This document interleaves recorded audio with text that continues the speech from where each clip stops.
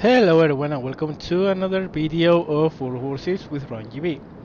In this one we are going to, see a game I played with North Carolina and in Hotspot, I think it's called the map. Yeah, one players don't really like because of the spilled spawns. As you can see, in this version of the map, there are several versions now. Teams spawn in the different corners of the map and the spills separate, and it always happens that one of the sides gets smashed by the two enemy sides. So yeah, this is a map that requires a little bit of thinking and a strategical approach, and most teams don't do that, especially the zone where I have spawned, which is near C. Well, C is a flag where, let's say that 30%, in 90% of the games, let's say that a third of a team will die in the first 3 minutes of the game, because everyone goes in there to cap as fast as possible, and then destroyers come and all hell breaks loose. And when destroyers are involved, torpedoes are involved, and when torpedoes are involved, ships go down very fast. So we'll decide which wins the engagement at sea. If there is one, usually ends up winning the game. However, in this particular game, we had very few destroyers, only three, two in our side, one in the other. And yeah, well, as you can see, we are already having a battle in sea, but it's a 1v1. That's not going to decide anything at all. In the meantime, I have, just put some shots here and there with North Carolina. This ship, when I played this game, it wasn't fully unlocked yet. I had the first hull, the hull upgrade, I had the speed upgrade, but it didn't have the range upgrade yet. So I have range of 21 kilometers, which is not bad at all. I mean, it's really, really good. This is one of the very few warships in this game which stock is very enjoyable. I mean, it's a beautiful ship to sail, even with no upgrades at all. If you compare it with the Yamagi, for instance, the Japanese one, oh my gosh, it's night and day between having upgrades or not. But no matter the upgrades you put in this ship, it has a problem, and it's that at long range it's it's not that it has dispersion, it's that cells have their own life. I mean, it's not apparent in this shot, which I'm going to miss because the cruiser turned. But when you are shooting at long range, and you're going to see it later as this game goes on, cells really go wherever they want, where you are aiming them. So this is a ship where you really want to be close to the enemy. And by close, I don't mean to be on top of them at 2 kilometers, but maybe 10-12 kilometers away is the sweet spot. Also, it's a ship that requires very heavy angling. I mean, it's well armored, don't take me wrong, it has very good armor, but the belt is not the best in the battleships you are going to sail.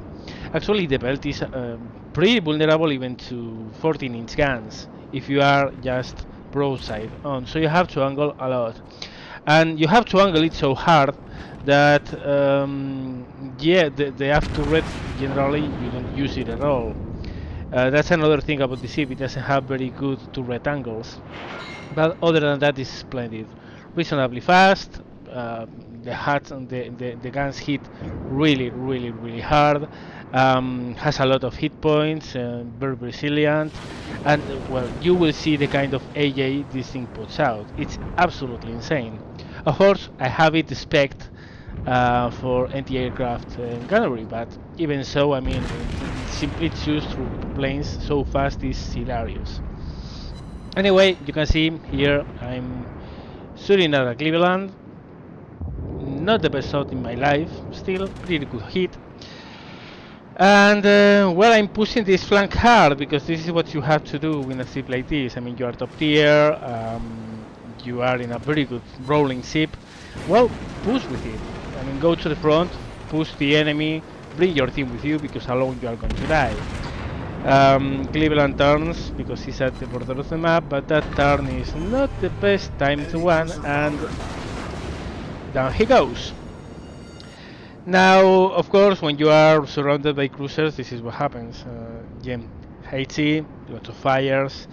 I use my damage control to get rid of the fire, but well, when cruisers are involved, it's little doubt I'm going to be on fire soon again. So Pensacola up there. Now the Pensacola is, people say it's worse than the Cleveland. I actually think it's quite better. A well-driven Pensacola is a very very hard thing to hit. If you hit it, it's going to die very quickly. But it's so maneuverable, it's very very very hard to hit. Here I take a blind shot at the enemy carrier because I spotted him for a very small time. Not going to hit anything, but I had to try. Meanwhile, well, you can see here we have torpedo bombers coming. You can see, well, they are going down. They are going down so fast. It's hilarious, really. I don't know how many planes I ended up killing in this game, but there were more than 20 for sure, and not a single torpedo or bomb hit me.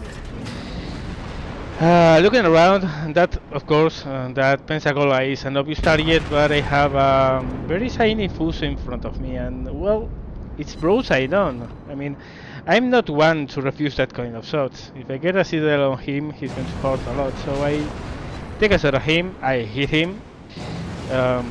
No citadel, unfortunately, but still, that really hard. Back to the Pensacola because of course it's my main target. As you can see, I'm turning all the way, all the time, trying to give my front quarter to the incoming fire. That's because, well, the best angle you are, the less damage you are going to take, and that's true for AP shots because you are going to bounce a lot more of them. But it's also true of HC because, well, HC theoretically deals less damage if it hits over heavy armor, and if you are very heavily angled, well, your effective armor increases. Meanwhile, the Fuso is again giving me a very sweet look, and as I said, I'm not one to say no to these kind of looks. So there it goes, front volley, back to the Pensacola because it's still raining doom on me. There you go, more than 11,000 damage. That was a very very hard hit. So yeah, back to the Pensacola because the Pensacola is giving me hell, but well, we have enough turret, we might as well use it. So I pop a shot, go back to focusing the Pensacola on, oh look, that was a pretty nice citadel. Now let's go, please give me a citadel already. Because this guy is really putting a lot of effort on me, and that wasn't the best shot in the world. So yeah, I'm starting to get a little bit worried here because I'm at 50% health and I'm surrounded by enemies. But again, the North Carolina stands a shitload of damage, so I'm not really in danger here yet. Meanwhile, well, another beautiful look for me to take, and again, this is one kind of look I have to take.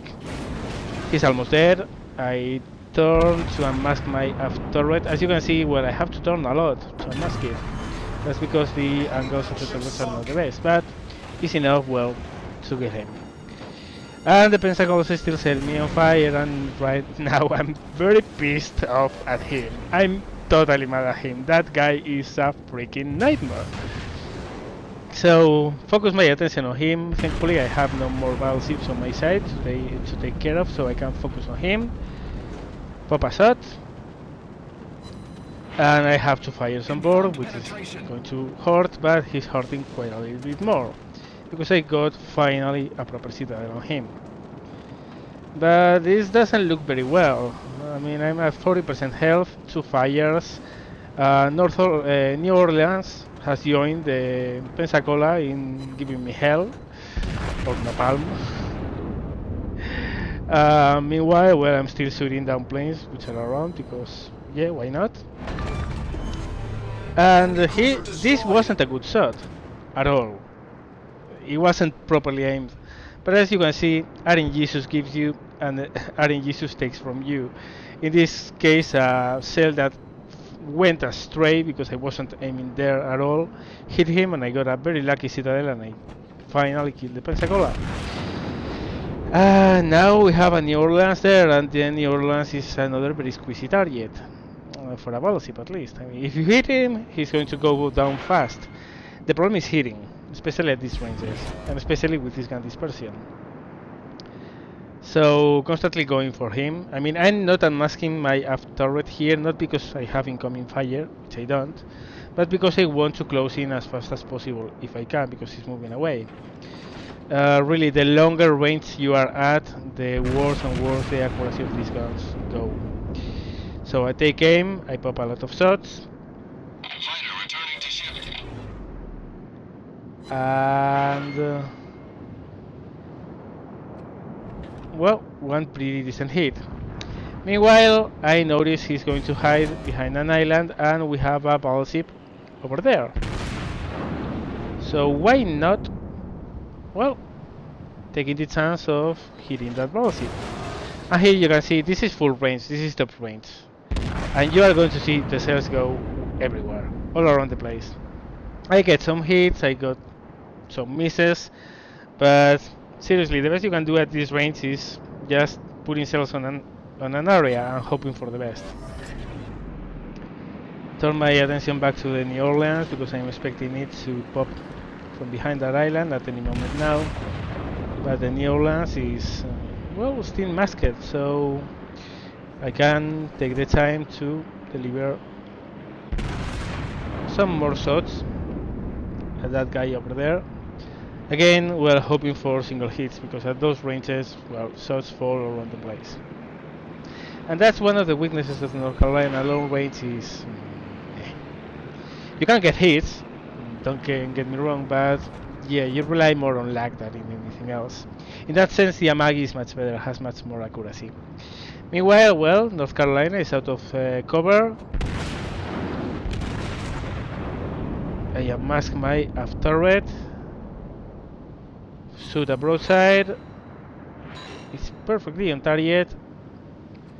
But I only get a couple hits. Pretty bad luck there.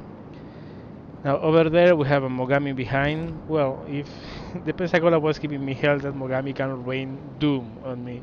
So for the time being I'm going to focus on this guy and we'll deal with the Mogami later. Since the game is going pretty well, as you can see we are winning on ships a lot, but the problem is we don't have any cap zones. We are down in points and by a lot. So it's going to be a very close call, even while in terms of shooting enemies we are winning.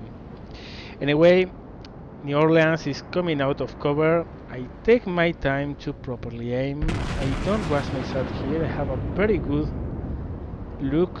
I take it, open fire, and Enemy cruiser sunk. yeah, I got my patience rewarded. With battleships you don't want to rush your shots at cruisers. You want to take your time, aim carefully, be sure you have the correct solution, because if you miss, it's half a minute before you can shoot again. So just take your time, don't rush the shot, there's no reason to, and well, let loose. And then, well, see how your cells don't hit because RNG. Oh well.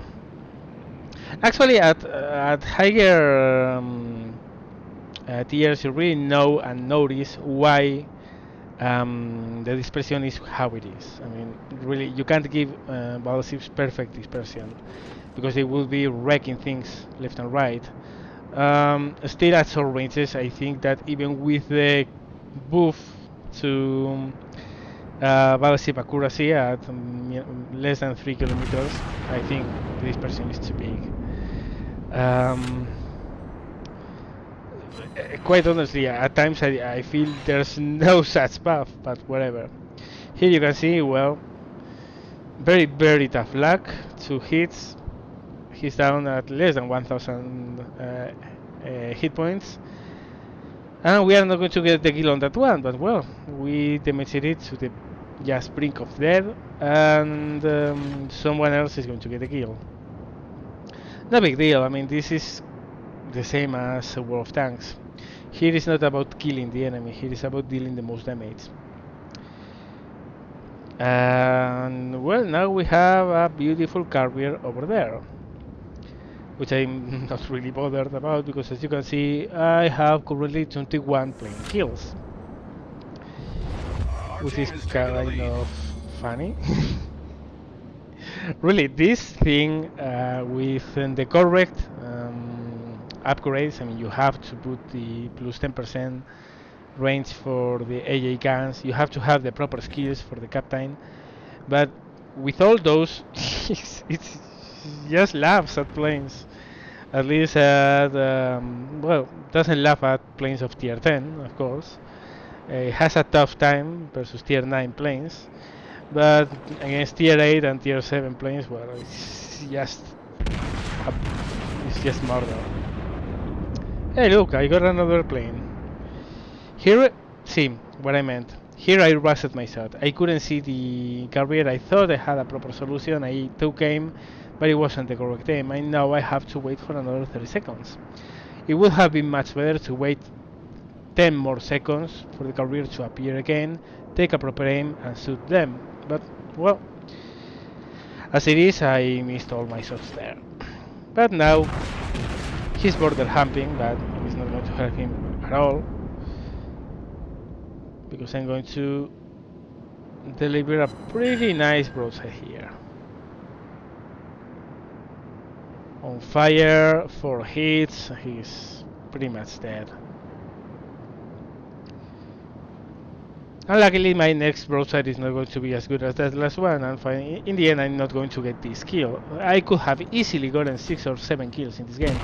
In the end, I got only 4, but hey, not complaining. Again, it's not about the kills, it's about the damage you deal. So, from that point, yeah, I did pretty well. See, missed most shots. Got only one. Had I got another hit, I would have killed him, but wasn't going to be. And now, here comes the highlight of the game, so to speak. Because again, we are winning by far in ships. The enemy only has one cruiser. Actually, that cruiser is down to 140 HP. But we are losing on points. Now we have 2 capstones, but the enemy still has 1. And we are only 1 minute and a half from the end of the battle. And if we end like this, the enemy is going to have more points. And if that cruiser, which is there, kills that carrier, which is there, yeah, the carrier is going to give them so many points that for the time the game ends, they are going to be winning on points or we are going to lose the battle. And that cruiser is going to kill that carrier. Unfortunately, yeah, is what it is. Look at that. He only has a hair of health left, but it's enough for him to destroy the carrier. And now we are down again in points by a lot. So out of desperation, looking that the timer is going down and we are going to lose, I open fire hoping for a hit, but thankfully there was a battleship back there and he popped a last shot and killed the cruiser, and we won. And well, these were the results of the game. As always, guys, I hope you enjoyed watching this video. Thank you very much for watching and see you later.